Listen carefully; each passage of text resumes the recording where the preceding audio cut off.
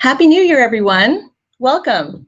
My name is Jennifer Appy, and I'm with Tynker, and I am so excited that all of you could join us today. We had a fantastic December Hour of Code, and we're looking forward to sharing some of the success stories that we heard during Hour of Code and after Hour of Code. Lots of teachers, that's the favorite part of my job, talking to teachers and parents and students and finding out what they're doing with coding. And we heard from a lot of them, and they said, you know, we are so excited about this, our students are so excited, here's what we're going to be doing. So that's what we're going to be sharing with you today, is some of the ideas and some of the comments and thoughts that have been shared with us by other teachers on what they're going to do beyond an hour of code. So I am going to be sharing a slide deck with you, but I'm also going to be doing a demo as well and showing some videos. So hopefully you have access to a computer and you'll be able to take a look at what we have to share with you. Let me just make sure that I've shared my screen here.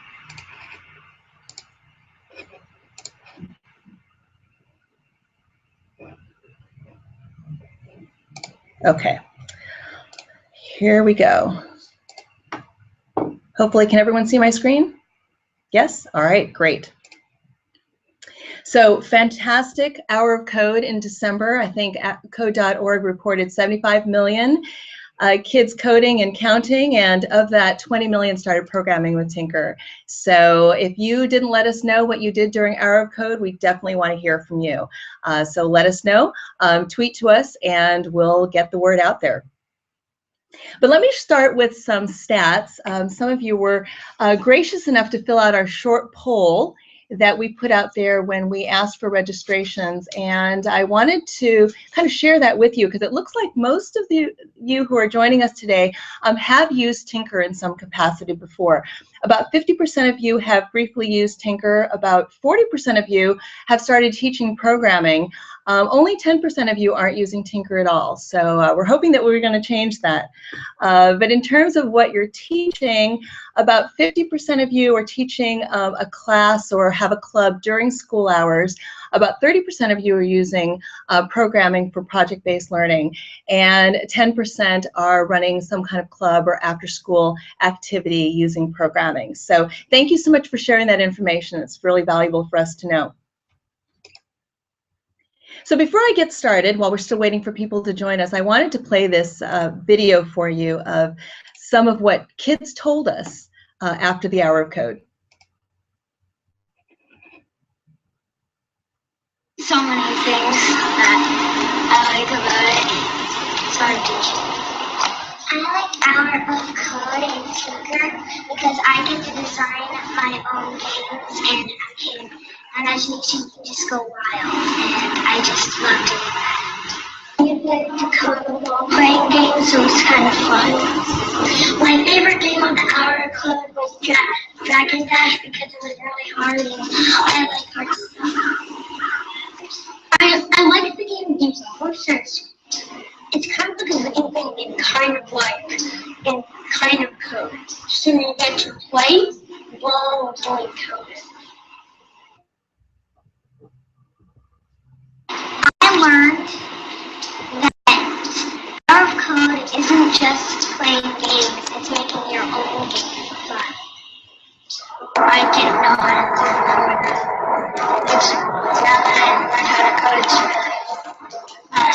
If you don't know how to code, you could just go to Tynker and I'll teach you how to code. A holiday card? What are you looking for?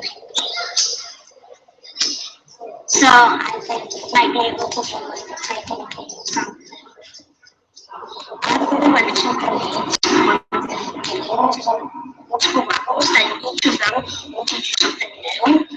I would personally want to create something that they can click on the screen and just draw some things and like it share it.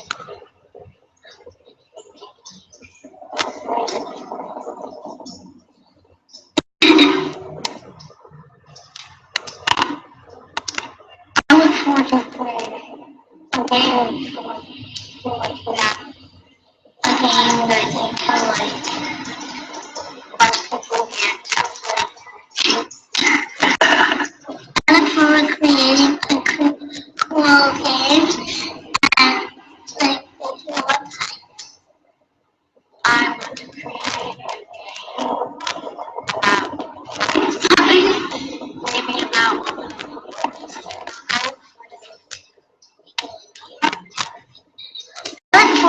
creating a game that everybody enjoys and that's fun, helpful, and will change the world.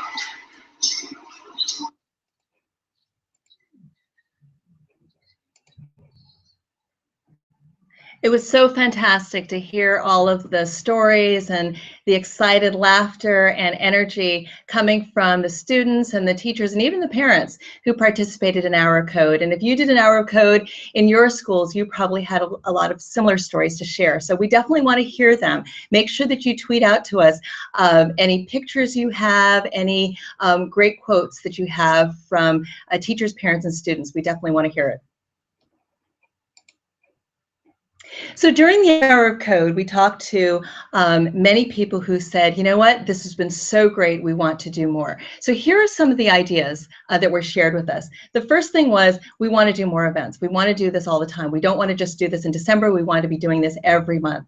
We want to share it with teachers and students who didn't get a chance to participate. So we loved hearing that. Teachers also said that they're now going to have their students who have experienced coding have a chance to teach others. It's a great way for them to develop their skills further and to promote deeper learning. Some teachers are also going to create more lessons for free, and I'll show you that in the demo, how to use our tutorial designer to do that. They're also talking about using coding now to support academic projects that span the curriculum, and we'll go through some examples of those as well. Now, in addition to a lot of the free resources that we have with Tynker and that can support some of these ideas that teachers have, we also have curriculum sequences that will build skills from beginner to advanced. So if kids are ready to, or they're interested, or you're interested in taking them beyond this brief introduction, we definitely have resources, and we'll go through those. We have more creativity tools. As well as ways for you to manage the learning or monitor the learning outcomes. And finally, we also have resources for creating with code at home. So we'll go through those as well. All right, so let's talk about some of these coding events. Here are some of the things that teachers said that they were excited about doing. They wanted to have casual coding meetups during school, maybe have kids coding at lunchtime or recess or after school, just give kids an opportunity to do more of an hour of code. As you know, with Tynker, we provided 12 activities. Kids could be doing Hour of Code for 12 hours if they wanted to. So there was plenty there to be able to do more events in the upcoming months. In addition, some teachers said that they would go into other classes and demonstrate coding to more students and teachers who didn't get a chance to participate in Hour of Code. Some said, you know, now that we've seen how easy it is for kids to learn programming, the PTA wants to sponsor family coding events, or we want to do community coding events where kids and parents and even grandparents, as you can see in this picture, can all come and learn coding together. We want to have opportunities to have students invite their parents in to learn a little bit more about coding. For those who did not study this in school, this is completely new to them, and Hour of Code is a very safe way for them to get a glimpse into what coding's all about. And we actually got some fantastic stories from public libraries who had coding days and are planning to repeat these coding days throughout the year on their monthly events calendars. So lots of ways that people are going to share the love beyond the December Hour of Code. Now, examples of kids teaching others. We thought this was interesting to bring in administrators or bring in school board members or community members who might be stakeholders in understanding, to get them to understand how coding works and how it can be brought into schools. These stakeholders can very quickly, with these coding events, get an idea of how coding works, how easy and fun it is for kids to learn, and perhaps how easy it is for kids to teach others. So in this case, kids teaching parents, or even older students teaching younger students. And when kids teach others, what teachers have been telling us is that it gives them the opportunity to reteach and really gain a mastery of the content. really practice those critical thinking and problem solving skills, develop effective communication skills, as you can see when they're trying to explain a concept to somebody else, gives them the opportunity to collaborate, as well as the opportunity to reflect on how people learn and how they learn and how best to teach somebody else. So deeper learning is definitely a benefit of having kids teach others, and it's definitely possible with these Hour of Code events. So let me talk a little bit about the tutorial designer. This was a feature that Tynker launched in the fall in order to give teachers the opportunity to create their own lessons. Maybe they needed to tailor a lesson to their students to make it more, to make it understandable, or to make it more relevant by bringing in images or examples that kids could relate to. Or maybe they wanted to support a specific curriculum area that tied into something that they were already teaching. So the tutorial designer is very flexible, and I'm going to give you a demo of this now. What we're going to do is we're going to log into Tynker. It's very easy to choose Create Tutorial. We also have a blog post where we explained how the tutorial designer works and gave some examples. And the tutorial help is also very easily accessible from within the workshop itself, so you can get easy reference to how to do all of this that I'm going to show you here. So let me log in.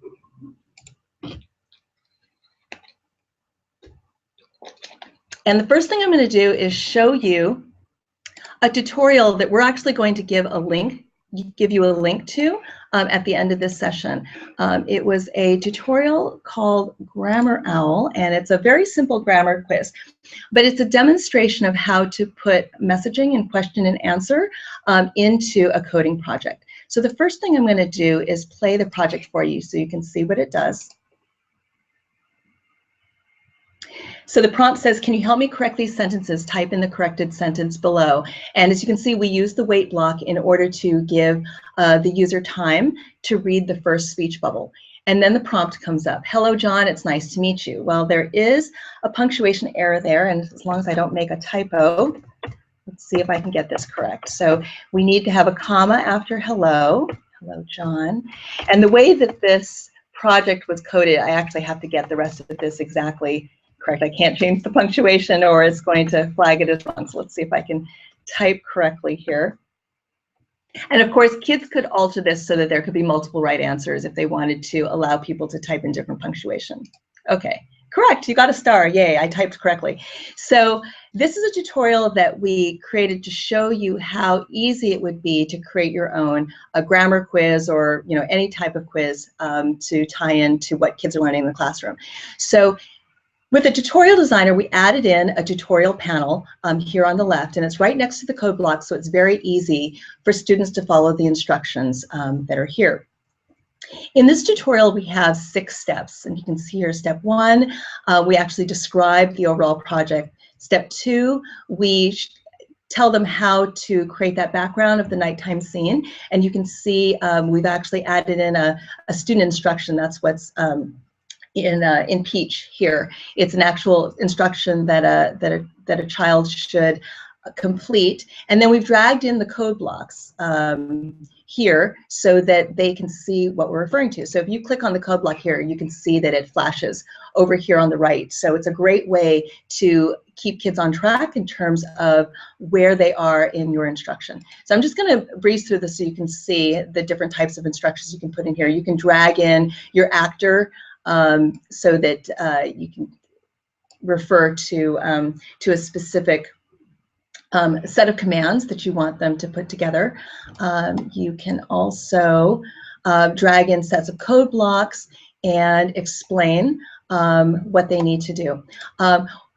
You can also add your own images, links to videos, and links to web pages. And I'm going to show you now how you can very easily edit this tutorial once you get it in order to be able to do some of these things. So you would just click Edit, and then you would click Add Note, and then you could add in other steps, or you could change the steps that are already here. So what I'm going to do next, you will get access to this tutorial, so you'll be able to take a closer look at it. I'm going to take you to a tutorial that was sent to us by a teacher, something she used during Hour of Code. Thank you, Sarah from Texas, for giving us this tutorial. It says, hello from Austin. It was actually a cultural greeting card from Austin that she wanted her students to be able to create for their pen pals overseas. So in this particular tutorial, you can see again, 6 steps. It doesn't have to be 6 steps. You can have as many steps as you want. This one happens to also be 6 steps. What I'm going to do at the end here is, well, here, let me show you some of the things she did. She added in her own images. She even did some screen captures in order to show the students exactly where to find some of the buttons that they needed to click on in order to follow these steps.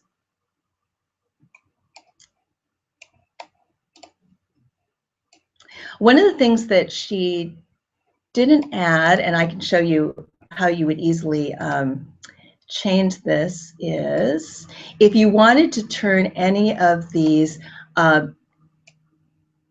instructions into a user action to say, do this, you could actually just highlight the text, or actually here, that's what she did here. You could highlight the text by saying user action. So if I just wanted to turn this into a user action, I would just click here and turn that into a user action. That's how I turn it into the peach box that you use to show students what they need to do. The other thing that I could do here is I could actually record my own voiceover, or I could add in web links, and that's one of the things I'm going to do right now. I'm going to actually add, as a last note here, let's see a finished student project. So I just click on student project, click the link icon, and let me grab the link here. I already have it queued up, but I'll show you how it plays from within the project itself. Okay, so I've added in my link, and now when I click preview, you can see I've added in an extra step at the end, step 7, and I can click on this link. Oops, let's double check this link, make sure that I did it correctly. Okay, so you highlight the text, the link box, I see, didn't actually copy in. Okay, all right, that looks good.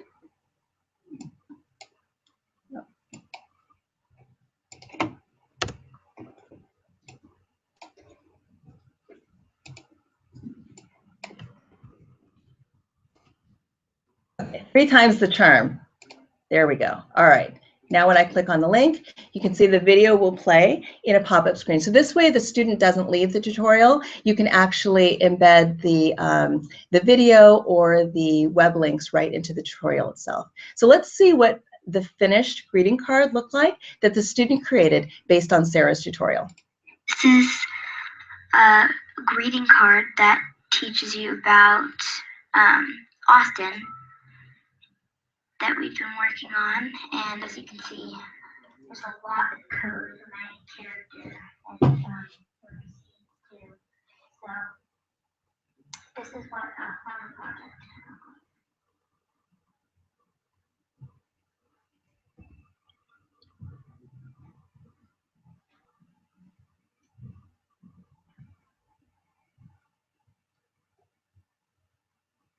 So one of the things that Sarah put into her tutorial was how to get the message boxes to come up with each change of scene.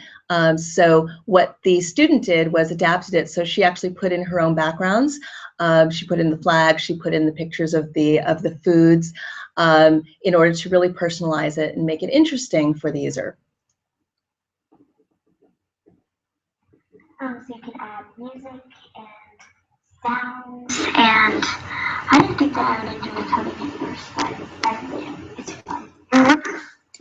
Okay, great. So thank you, Devin. All right, so that was a tutorial that was created by a teacher. Let me show you how you would actually create a tutorial yourself. So I'm going to go into my puppy project.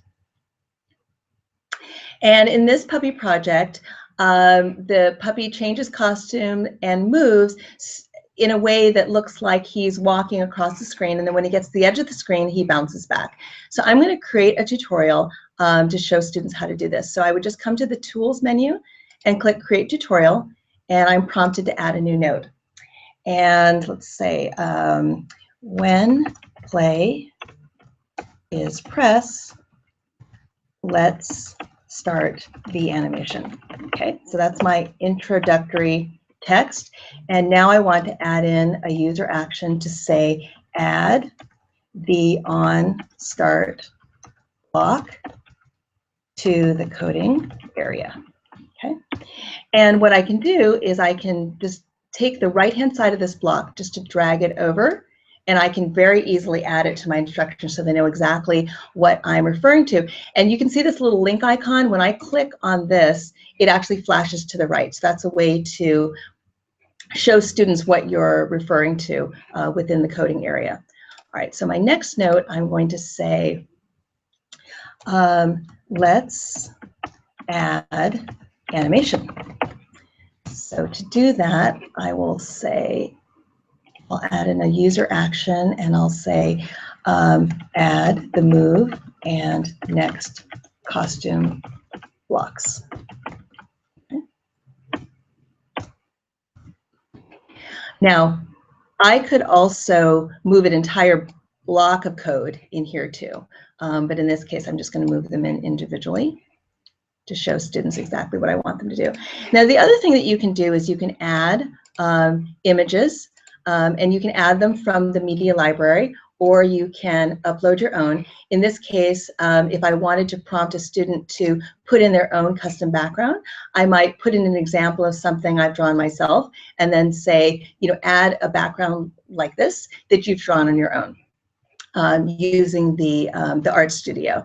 I could easily also drag actors into these notes as well in order to be able to tell students what it is I want them to do. I want them to take this actor and add this code block, for instance. So very easy to do that, and to also add voiceover.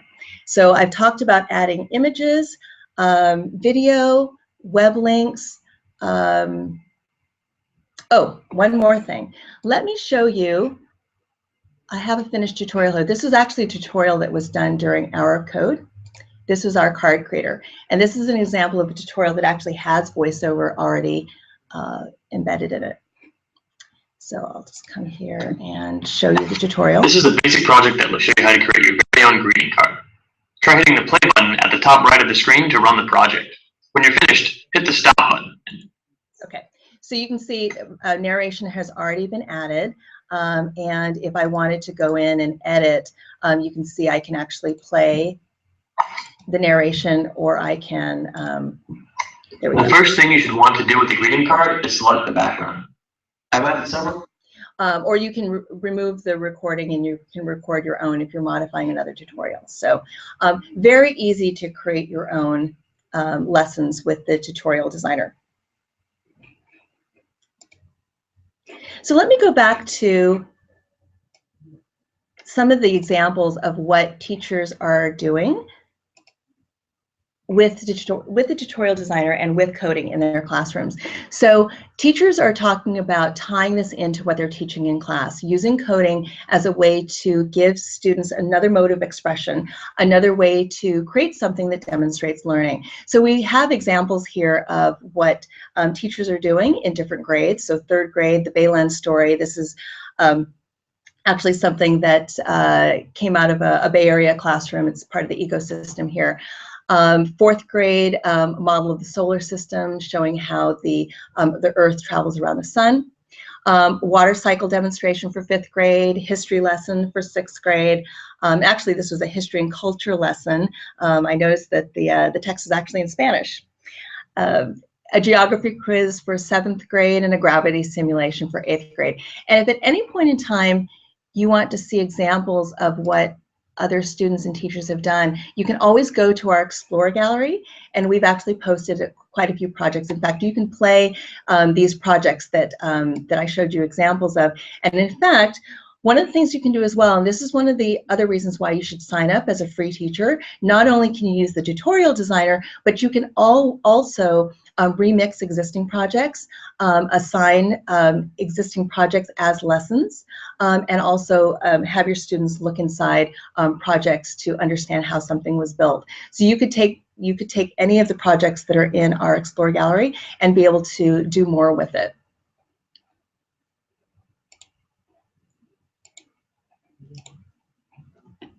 Okay.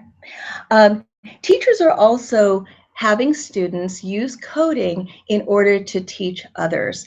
So this is another example that actually came from Sarah in Texas, who showed that her students are teaching others things that they've already learned, but using coding to do it. So when you get this deck, all of these links link to videos, and you can view these individual projects, but we also have a montage of highlights of these projects that I'll play for you now.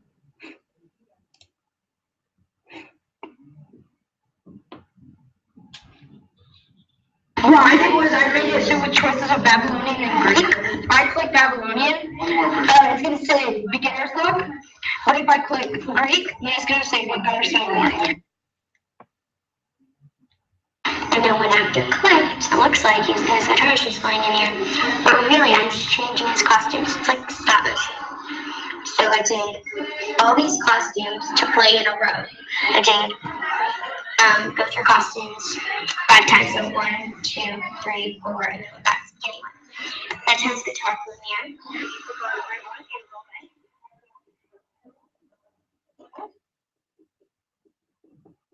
I really enjoyed this and then else because if the answer is 16 miles per hour, then say great job, ready for the next one. But if they did not get it right, then say I'm sorry, that's not correct. The correct answer is 16 miles per hour.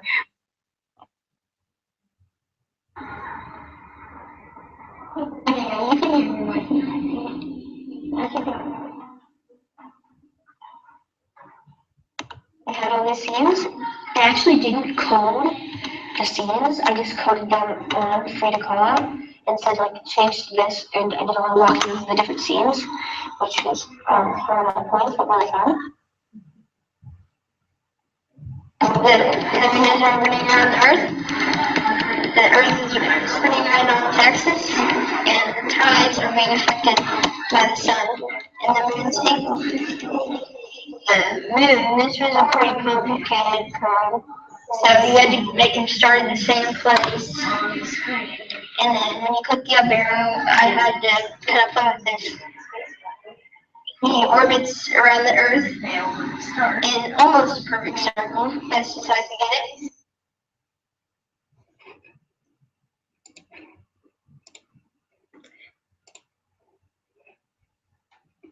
So we also want to hear from you. What are your students creating? What are some of the ideas that you have for using coding to take kids beyond the basics and have them really use their skills to reinforce learning in other academic areas?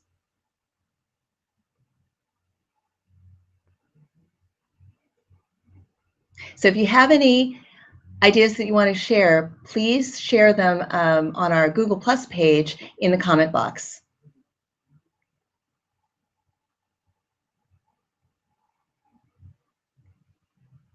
Okay, we have a couple of things that folks are sharing. Let's see, the first one is, math calculators. So you can use coding to create a calculator that maybe translates currency or translates temperature from Fahrenheit to Celsius. That's a great idea.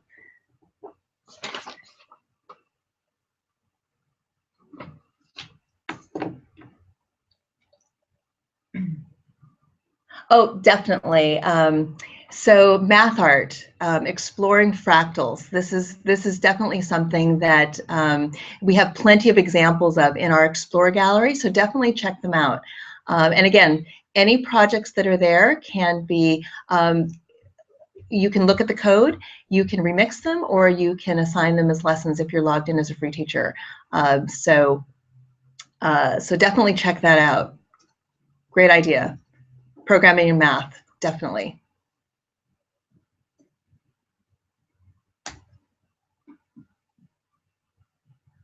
Oh, okay. More ideas for science. So,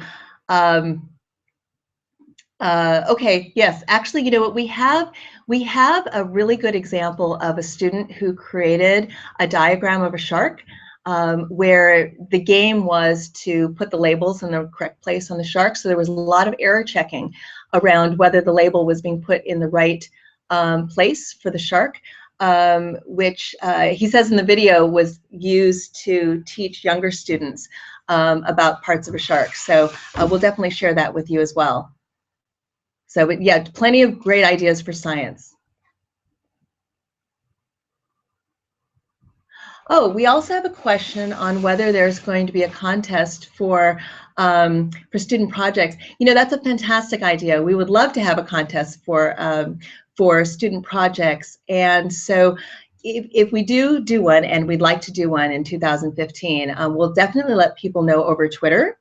So definitely follow our Twitter handle, and if you're interested in participating in a contest, let us know, and we'll make sure that when we launch the contest, we get the word out. Great idea. So one thing I wanted to mention, and actually many of you, since you've used Tynker before, probably know this, it's very easy with Tynker to manage multiple classrooms and to get your students added, and you can do all of this at the free level of Tynker. And when you've set up your classroom, within the classroom, it's very easy to manage the lessons that the students have access to. Again, you can assign projects as lessons, you can create your own lessons and assign them, and it's very easy for you to share projects as well. So as you go beyond an hour of code, definitely share with us what your students are doing. We would love to be able to share that out with other teachers and post examples in our Explore Gallery. And if we have a contest, having them entered in a contest as well. Very exciting stuff. All right, and it's very easy to sign up for free. We have a link in this deck to our Getting Started guide, which walks you through how to add students to your class, but it's very easy to do that. Okay, so we've also been asked, now that students have been introduced to coding, how do we build their skills? How do we go from beginner skills to advanced skills? How do we get them ready for learning mainstream language like JavaScript? How do we get them ready for APCS in high school? So Tynker does have curriculum that builds these skills grade by grade with really fun and engaging lesson plans that are sequenced to not only take students every year building more skills, but also to be able to get them to a point where they can be ready to transition to mainstream languages such as JavaScript. And if you've noticed, if you've logged into Tynker in the last few months, you'll notice that we have a code view and a block view. And that is the way that you can take a peek at the JavaScript underneath. So it's part of our way of creating that transition. But kids need to learn the concepts in order to be able to code and do more sophisticated apps. And that's what our curriculum is designed to do. So if you don't have time to create your own lessons, or if you want a sequence that covers beginning to advanced concepts, or if you're part of a school that wants a sequence that builds grade by grade, year over year, to take kids from second grade all the way to 8th grade with solid coding skills, then you might want to take a look at Tynker's curriculum. Here's an example of what our lessons look like within our curriculum. We like to make it fun for kids, and we also want to make sure that they can proceed at their own pace with our guided tutorials and our interactive lectures that are accessible from within the lesson. We also give them an opportunity to apply what they've learned into a DIY project, and then we give them a quiz in order to be able to automatically measure their progress. And this is what's reported onto the teacher's dashboards in order to be able to populate your concept map and your grade book. In addition, we also offer creativity tools that take kids beyond the basics. As you know, the visual workshop, the media library, the vector art studio, all of those things are included with a free teacher account. But if you want the lessons that teach kids how to use the physics lesson or the physics engine, or if you want to give them access to the character animator that just gives them the opportunity to include more sophisticated animations into their projects, those creativity tools are available as well with the premium curriculum. And for more details, you can always visit our website. This is what the automated assessments will deliver in terms of progress tracking. And I know that it's very hard for you to see the small print, but when you see the deck, you'll notice that there are coding concepts listed across the top and student names across the left. And what this shows is the progress that the students are making toward a mastery of specific coding concepts. It also is an easy way for you to show learning outcomes and be able to roll this data up at a school or a district level to demonstrate progress. Finally, I know that teachers are often asked, we're often asked, what resources we have for students to create at home. We do have a series of home courses that are available. So if your students want to build on the skills that they've learned in your class, if they want to achieve a more advanced level of programming on their own, or if they want to learn to build the games they love to play, we do have courses available for them to be able to learn on their own at home. We also offer a 20% discount for parents of students that have a Tynker login. And if they type in this URL, exactly how it's listed in this deck, they will get 20% off all their purchases. And you can share this with your parents if they're asking for resources. Finally, I'm going to leave you with the reasons why all of us want to do more of this, want to go beyond an hour of code. It's because we're helping kids to master the 21st century skills that they're going to need to become innovators of the future. The programming concepts like, conditional logic and computer drawing and loops and functions and variables, or computational thinking like pattern recognition or algorithmic analysis, or supporting Common Core and state standards. Our lessons do this. They support Common Core state standards in math and language arts. And finally, as you saw in some of our examples, you can use coding projects to reinforce learning in all academic areas. And in fact, we're going to be delving into a few of these areas in our upcoming webinars in the next few weeks, where we're going to talk about how you can develop a digital literacy and promote deeper learning, or how you can use game design as a way to strengthen math and writing skills. So please take a look at our list of upcoming webinars and join us. Also, if you have ideas for future webinars you'd like to have us pull teachers in to talk about, please let us know what you want to hear from us on.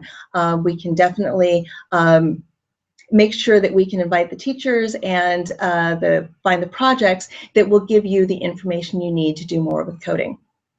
And with that, I'll open it up to questions.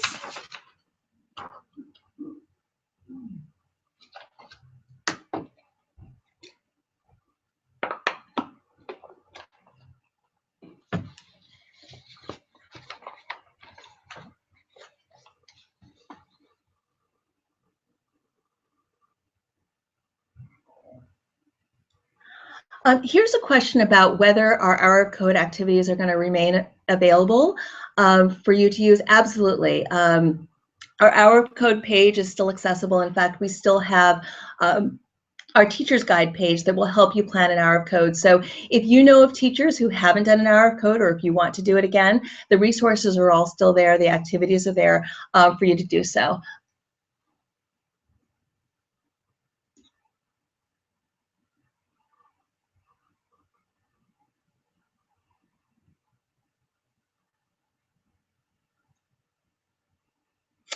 Oh, you notice that We're going to be going to FETC in next week. Yes. So if you're in the Florida area, definitely join us at FETC. Let us know that you're coming. We actually have a link to a forum on Twitter where you can set up an appointment with us or join our meetup that we're going to have there. And in fact, if anybody is from the Florida area and responds to us by noon tomorrow, we're actually raffling off a free conference pass, so full workshop conference pass. If you want to be in our drawing for that, definitely let us know over Twitter that you'd like to be included. Oh, and future shows. So we will have some presence at TEAC in February and also at Q in March. So if you're planning to go to either of those trade shows, please let us know. We'd love to meet up with you.